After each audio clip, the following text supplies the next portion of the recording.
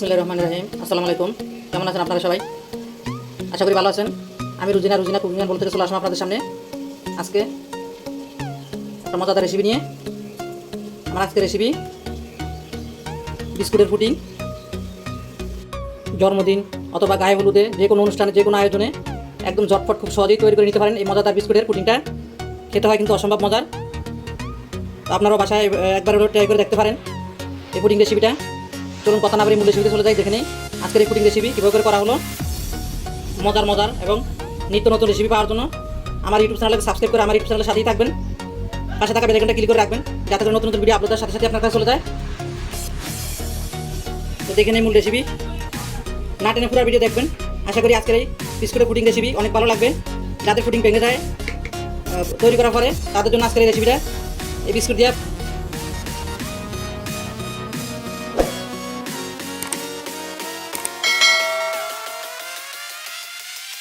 পুডিংটা তৈরি করার জন্য এখানে আমি চুলে একটা পাতিল বসাইছি একটা ক্যারামেল তৈরি করার জন্য।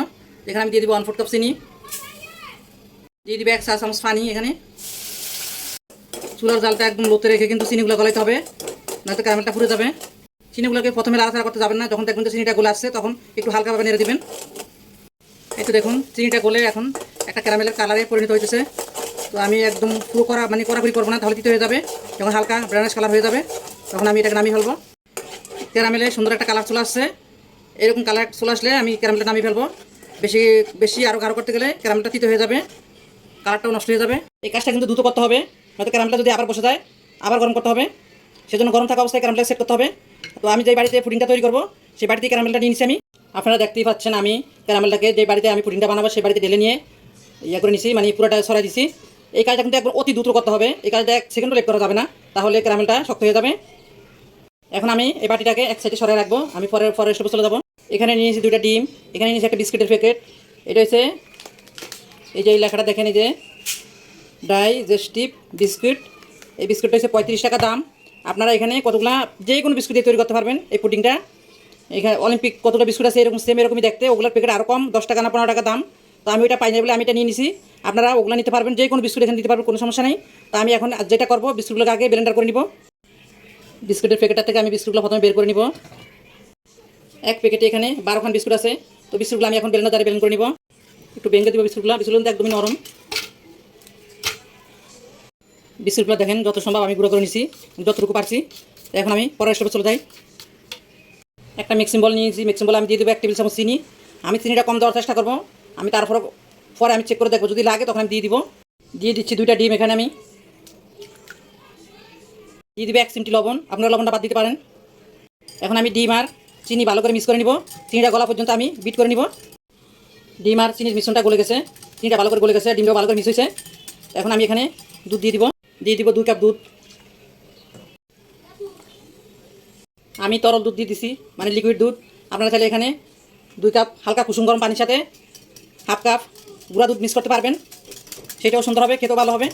আমি আর 1 চা চামচ চিনি দিয়ে দিলাম।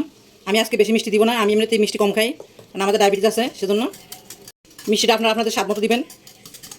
যে বেশি খান বেশি দিবেন, যে কম খান কম দিবেন। দিয়ে দিব বিস্কুটের গুঁড়াগুলো আমি ভালো করে মিক্স করে নেব দুধের সাথে। 1 চা চামচ ভ্যানিলা এসেন্স। বিস্কুটের গুঁড়াগুলো দুধের সাথে মিক্স করে নেওয়া হয়ে গেল। এখন আমি পুডিংয়ের ব্যাটারটাকে একটু সেঁকে দিব।